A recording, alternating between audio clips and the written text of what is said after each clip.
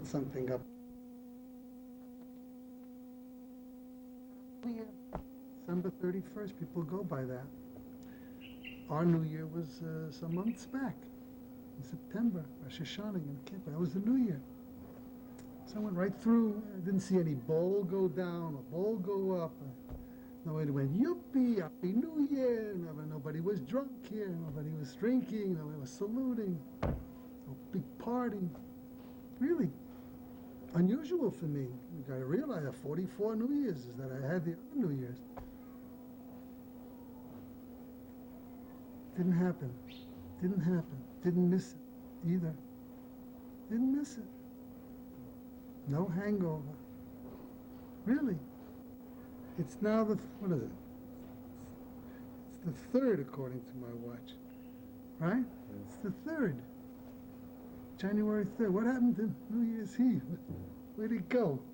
Did the ball go down?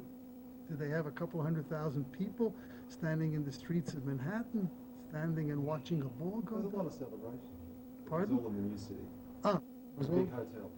There was. Yeah, people go. People, so every time Friday comes along, just before I start getting ready, and somebody starts showering, shaving, putting out their best clothes and so on, Shabbos is coming. Shabbos is coming. What's happening? People are cleaning up this, cleaning up that. There's some baking, some before Shabbos. The place is clean, immaculate. People come. 8 people, 10 people, 12 people, 15 people, if you're lucky. Because you're going to have Shabbos just for you and your wife if you want to sit around, your kid maybe. But to have other people who never even knew that Shabbos existed, also sitting at the table. Songs, no TV, no radio, no outside thing, just what you're going to create right in that little house. Whatever you create, that's what you're going to have. But every week, singing songs. Hi, somebody comes, "Oh, get in here. Waited for you. Come, hurry up. I don't want to bother. You're not bothering. Get on a chair. Hurry up. See, guests are coming. Think I'm going to let you get away to somebody else? Right here. There's your seat." And then serve and serve and serve. Serve somebody. You like that. You love this challah. You love this soup. Fantastic. Chopped liver. Whatever. Egg salad. Every week. Every week. Not New Year's Eve. Not Thanksgiving, we have our own Thanksgiving, but it doesn't special holidays too. That doesn't mean we give up the holidays. That's besides the holidays. Sometimes the holidays even coincide with Shabbos. Comes even higher. Every week. It's wonderful. So you think this might be part of the reason why Jewish culture's stayed alive? Beyond? Not only every week, what about every day? I got a story for you. You ready? You'll love this story. This is a great story. So I'm going to this tiny little shul, it's barely a minyan, barely 10 or 11 people and so on, 12 people. And I was saying Kaddish for my mother, the prayers that you say when you lose your mother, your father, or somebody.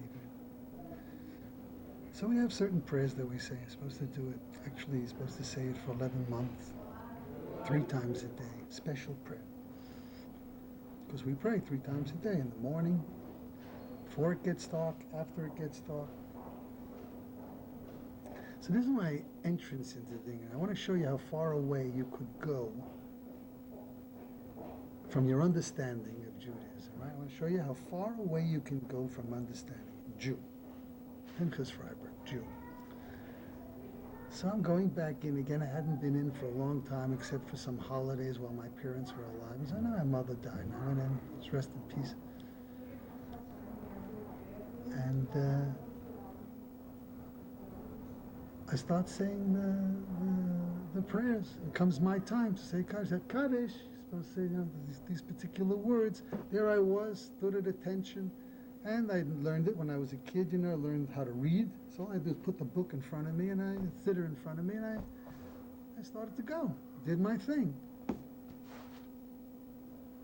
It's over. Somebody said, "Come tomorrow morning." I said, "Tomorrow?" "Yeah, come tomorrow." "What's tomorrow?"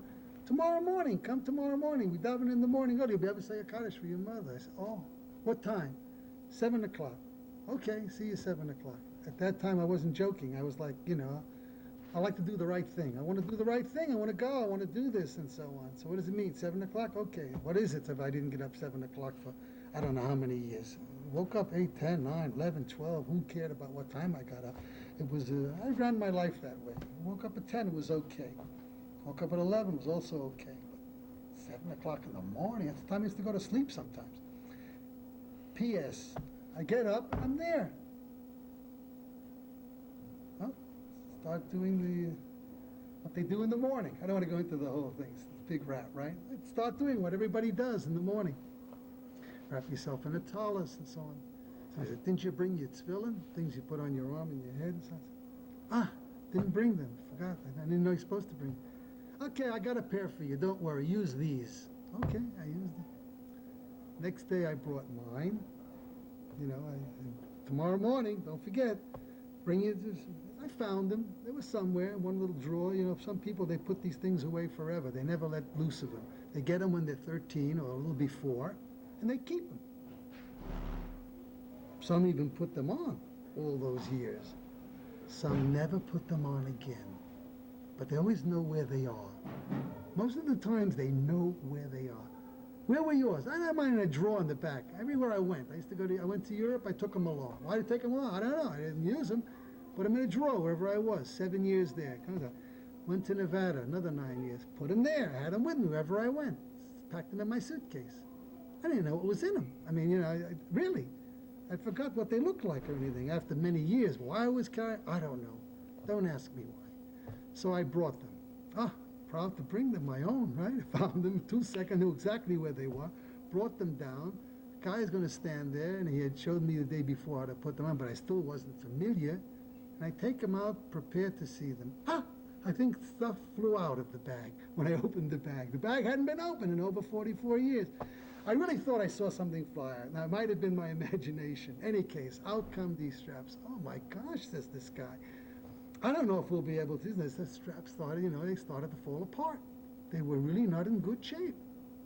Put them back, he says. Use these. P.S. Somebody actually went and actually bought a pair for me. Bought them. I came in one day and there was this bag in front of it with my name on it and so on. These tefillin in it. And I knew they had to cost some money. I didn't know how much, but but I said, well, who did this? I never mind who did this. I said, why am I telling you all this? It's all coming to this one point. This all took place in the period of 1 week. On Saturday night, that week, we were finished with the service, with the davening and so on. And I was leaving the shul, just about to leave the shul. And I said to one of the old-timers there, guy had to be at least 85 years old. He took a shine to me. He liked me. Mr. Lerner. I still remember his name. Of course I remember. That's not so long ago. And then, it's Mr. Lerner. See you Monday. He looks at me quizzically. What are you talking about Monday? I said, it's Saturday night. Tomorrow is Sunday. It's not a day that we, this is the day when the other people, make with their prayers. We don't do prayers on Sundays. That's a day of rest. And he says to me, hey, no day of rest. He says, we don't have any days off. You get in here tomorrow morning, 7 o'clock, just like you. I said, I said, you're kidding. He said, no. Every day of the week, there's no days off. I don't know what to make of it. Sunday, when I walked out of there, I said, Sunday too? I mean, don't we stop, When's the day off? I learned then, there's no days off. There's no days off. Do something else, different. On Saturday, they have a different kind of things. Say special prayers on Saturday. In fact, you don't put the phylacteries on Saturday. Big holiday, you don't have to. Get so much, you get so much coming down on you if Just from Saturday alone, it's so holy. You don't have to put things on to remind you, anything's. So you get a day off on Saturday. Certain holidays you also don't do it because so much is happening for you. But every other day, put the tefillin on, take the tefillin off, and you think that, you get a little tired of it. Instead of getting tired of it, you love it. You really start to love it. I don't know what would happen if I didn't put them on one day. Get crazy. Could I not put my tefillin on? How could you miss not going in to talk to the boss 3 times a day and know that somebody,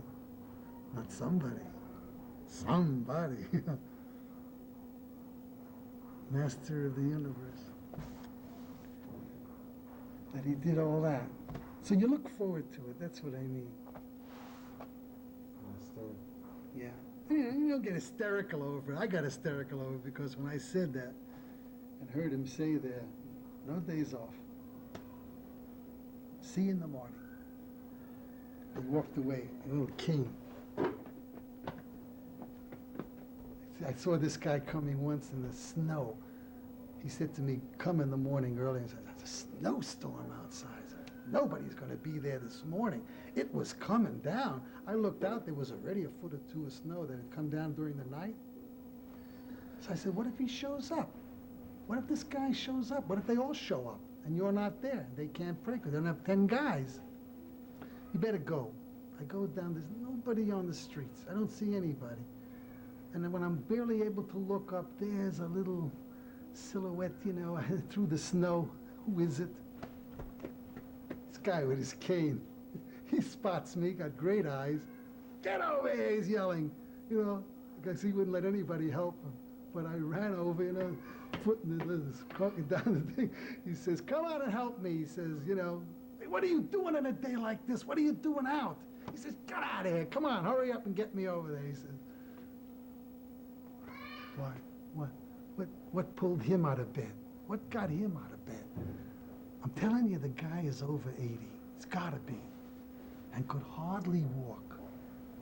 Cane. Winds are blowing. It's freezing. I mean, really cold. And I'm I wasn't a kid either, I'm talking about 3.5, 4 some odd years ago. That's all. What am I doing there? I said. And as I was walking him, I said, what the heck are you doing?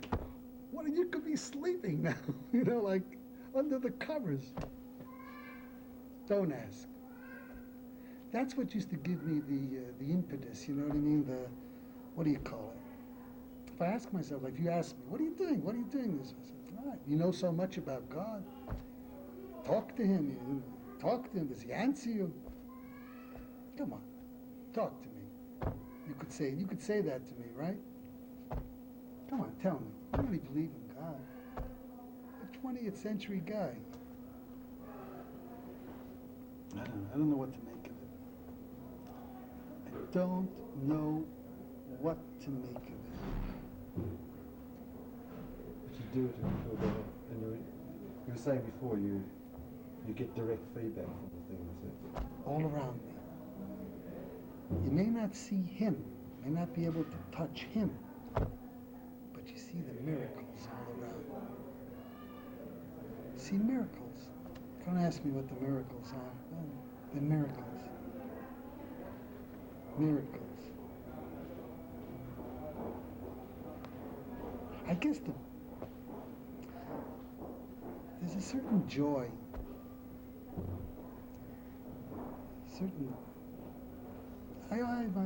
my young son, he's just 17.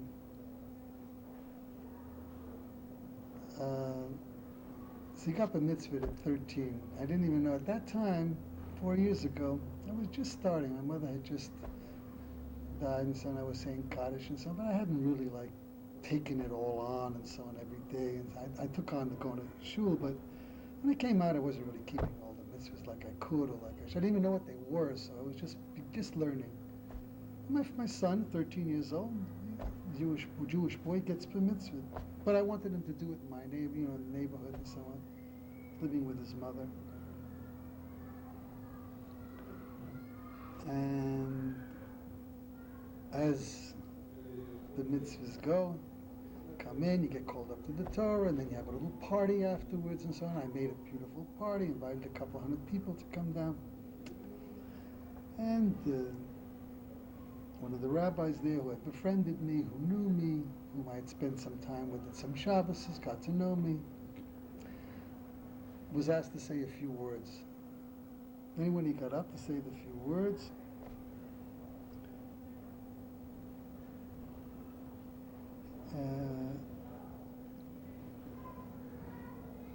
he says, I don't know Saj, who's my son. His Hebrew name is Alvadja. I think he called him by his slave name. So he called him Saj. He said, I don't know him too well. I didn't get to know him too. I don't know what kind of a lad he really is, but I know his father. So he looks at my son, he says, if you let me just say, I'll say a few words about your father, you know. So I got to know him very well. And he starts lauding. Pinchas Chaim, and he did this, and he did that. I was not telling you how to put my head down. I couldn't handle it after a while. And boy, what he did, and he's a miracle man, and so on, and he took on, and he, okay. And after it was over, and this was told to me by somebody because I wasn't there, but he said, do you want to know what I heard your son say to the rabbi after the speech, a little bit after the speech? Called him on the side, and this person happened to overhear. And he heard my son say the following, I'm paraphrasing. Rabbi, I'm so, wonderful what you said about my father. I mean, really, it was really something. But you know something, Rabbi? My father was like all the things you said even before he got religious.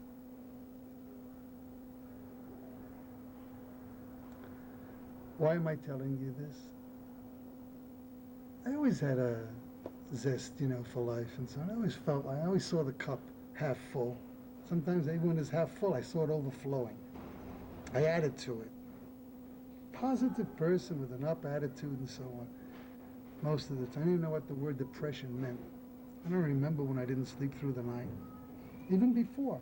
So it's not like I came and all of a sudden, this guy, depressed, a wreck, drugs, this, that, who knows what people, do. I didn't know about that. Belly aches, headaches, closet full of pills, pills to get up, pills to go to sleep. None of that. Doctor's bills. No friends, lonely. Somebody comes along, come, I'll make you so you won't be alone. None of that. I didn't do anything to get me up. Sure, I had an event take place. Lost my father, my sister, they were old. My mother was 92 when she died. People die. Everybody dies. Me too, you too. We're all going to die. Father died, 90. Not a bad life. And I don't remember them being like, very sick or something like that. Sure, the last few years were a little rough, no doubt. Everybody. You know, my mother used to say, live long enough, my son, you'll see everything will happen to you. You got a pain in your finger, you got a pain in your neck, a pain here, a pain there. Don't worry. So I don't expect that I'm going to, if I get to be 60, 70, 60, I shouldn't talk about that. I think it's coming up. But 70, 80, 90, what do you think? I'm going to be like this?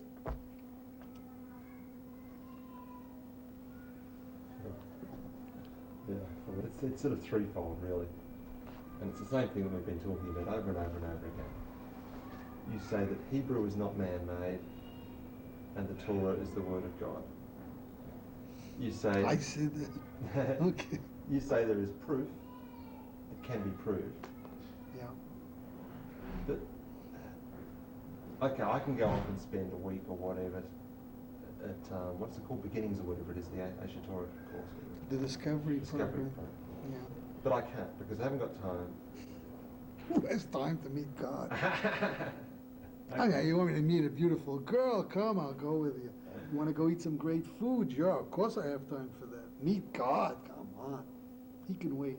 Anyway, no, it's not. I don't mean that facetiously. But of course, not everybody. And who says that it could be proven to everybody? And some very sharp people can walk in there and probably, try to chop it up and so on. And so maybe they can, I don't know. And nobody can really say that's the answer, and that they're going to show you that God unequivocally, can be proven and so on. They do have good arguments, though. They're very strong, good arguments. I don't think that they're infallible to somebody who's studied, looked at those same questions in the same way. I don't know. I want you to know that that wasn't or isn't what's convincing me to go in the direction that I've chosen to take in these past 4 years or 5 years. In fact, I started to do what I'm doing, call it the mitzvahs, as many as I can do, understand. Try not to be too hard on myself. It's even said that if you bite off a little bit more than you can handle, it's easier for you to fall. It's easier for you to slip back. Better to take it a little bit slowly, a little at a time, not too much. Don't test yourself too much. Try to grab it all at once. It's slip out. You know the story. You go around, you pick up one or two things. You try to pick it all up.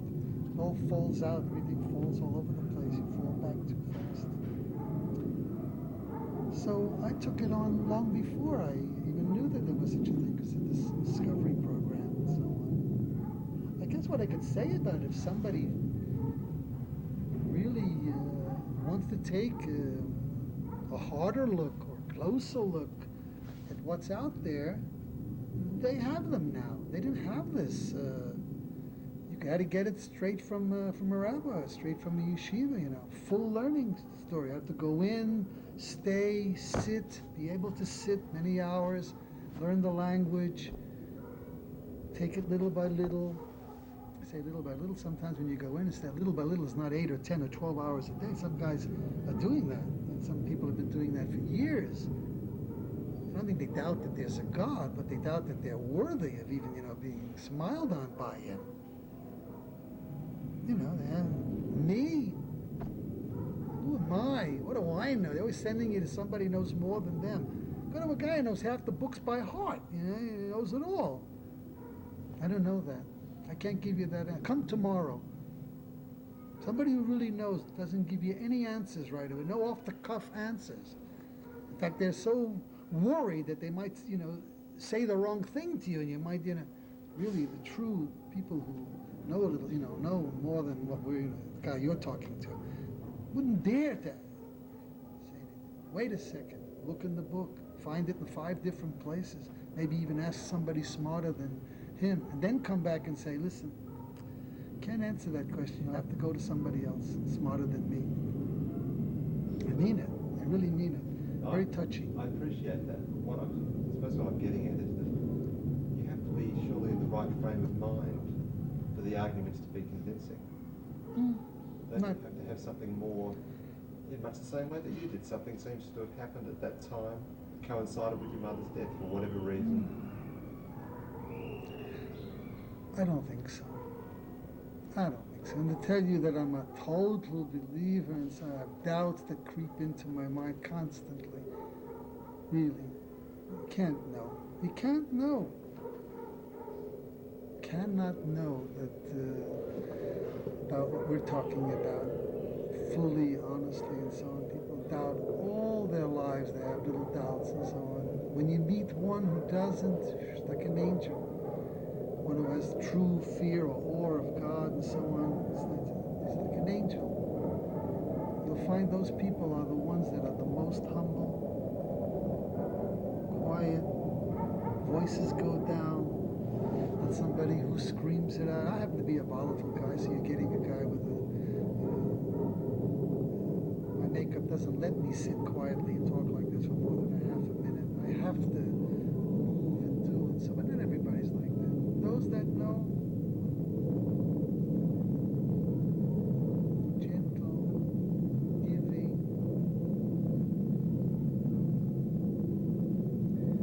somehow what comes through is something very, very strong in them too. They have it all. They have it all.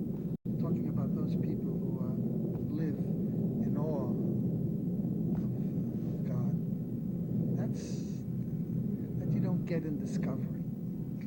You don't. Get facts, talks to your head, talks to your intellect and so on. And you don't have to be ready for it. I think what you have to have, and that goes for everything, is an open mind. Can't be blocked, can't come in with blinkers on it. So it's an expect, you have to be objective. Yeah, argue, yeah, be tough. Don't let anybody just throw stuff at you. Take it home, chew it over, or chew the guy over and say, hey, wait a minute, what are you talking about? This doesn't even make sense to me. He'd have to say, what? Maybe I wasn't clear. Maybe I could be even clearer. But be objective. Don't bring all your subjectivity, everything that you've had before. Go in there like you're walking in like a lawyer into a courtroom. Got a case to try. Somebody's coming in, throwing evidence at you, and such. Your client's a killer. Take it apart. But doesn't it also happen that once people have made the decision, they're accepting that, for example, there is the God, there is the Hebrew as the God-given language, and the Torah as the word of. Once they make whatever it is that brings them to that decision of accepting that or realising that, however you'd like to say it, doesn't that in itself become a narrowing faculty? Because you've then chosen a path. And once you're on the path... Have you?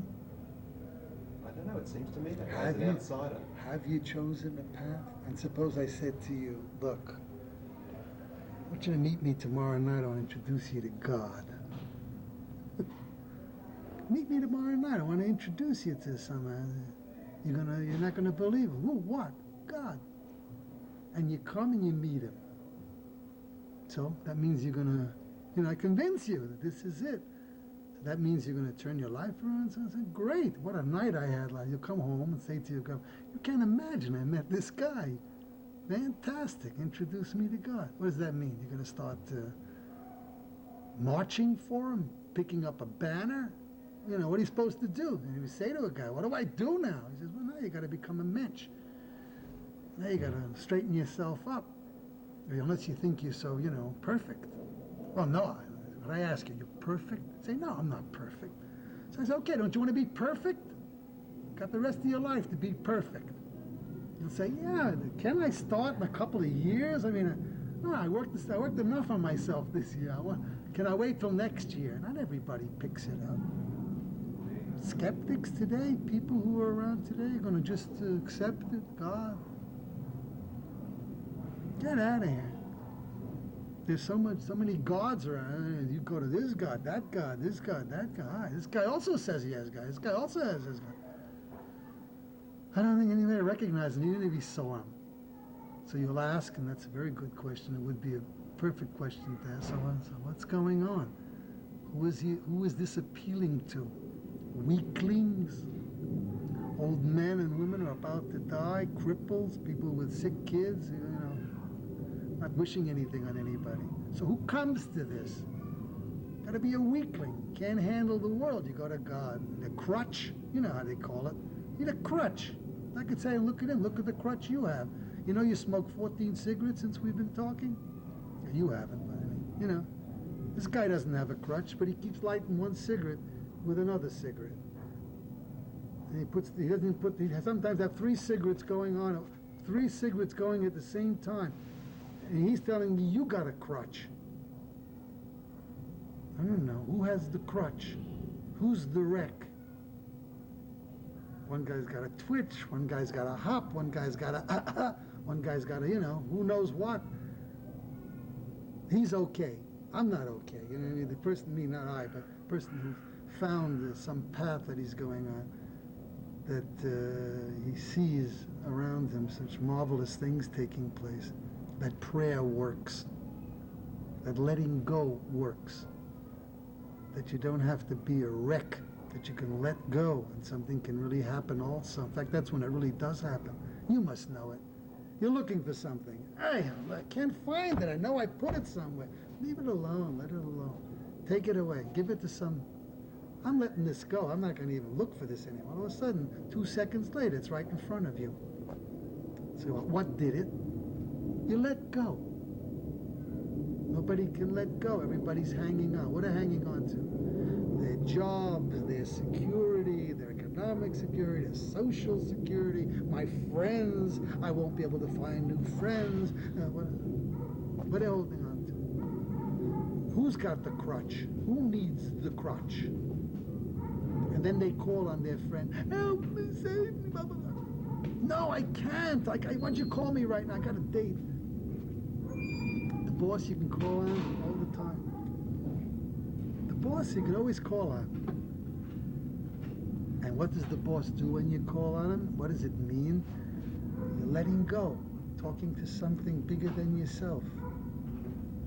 What are you going to say? So does that mean that he made the clouds and he makes this and he makes that and he he presses all the buttons and makes it all happen?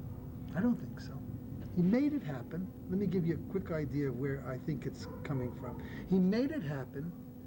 He gave it over. He said here, put certain rules down. Want to use the rules? Great.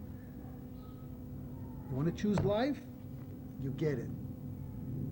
You want to choose from this side, you get this kind of life. You want to choose from this side, you get this kind of life. Who's going to say that's not true? You want to choose a life of crime, what are you going to get? Most of the guys are in jail. 5 times over. 3-time loser, 4-time loser, 5-time loser. They keep coming back, right? Keep making the same thing, keep going the same way. If they went the other way and chose not a life of crime, something else, an honest day's work, who knows what you call it. Anyway, at least he won't be in jail. Might not be a Rockefeller or a, what do you call it, or a Boski. Who's that guy? One of the other today, multi-millionaire and billionaire kids and so on. Everybody's a millionaire today.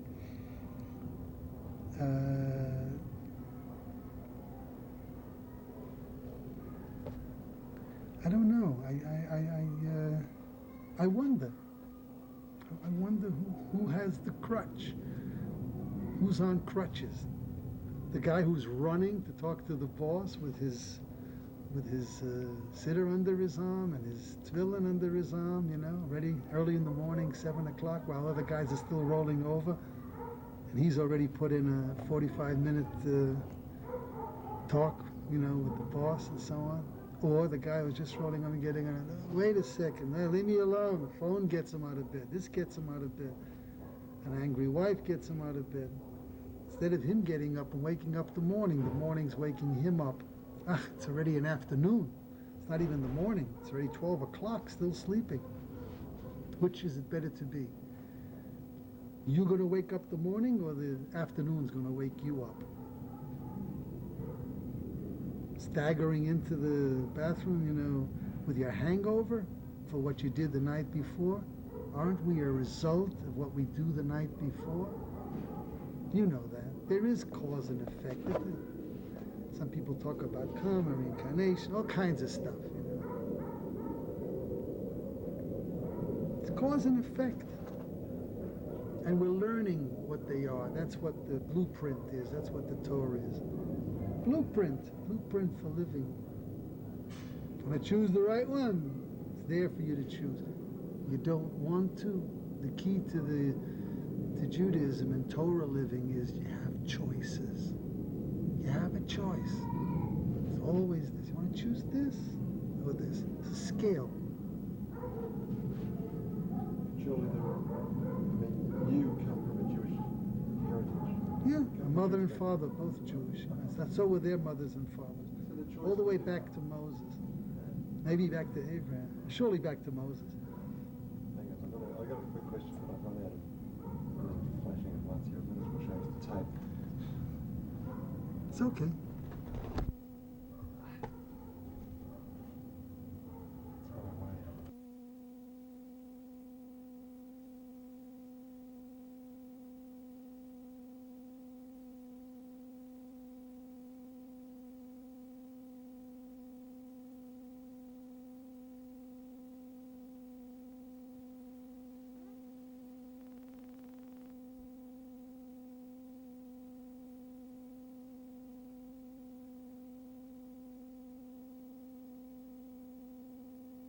مش احسن المنتج هينفع عليك قضيه ربط مع المحامين في مصر وبالتليفون. مش مهم. يعني الحكايه دلوقتي وصلت للمحاكم؟ اهو زي ما انت سامع. ولا يهم، ايه يعني؟ انت تحط في بطنك بطيخه صيفي، انا من بكره اقوم لك اكبر محامي عندنا في البلد. امال حبيبي الاستاذ صديق ابو القمصان كان معايا في زراعه. اتفضلي.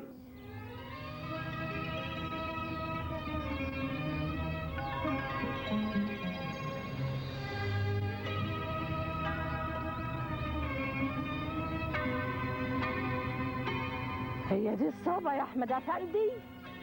والله يا حماتي أساليب الزراعة الحديثة دلوقتي فيها الكتير. عندنا ضيوف ياما. عارفة يا عين أمك. واقفين ليه يا بنات؟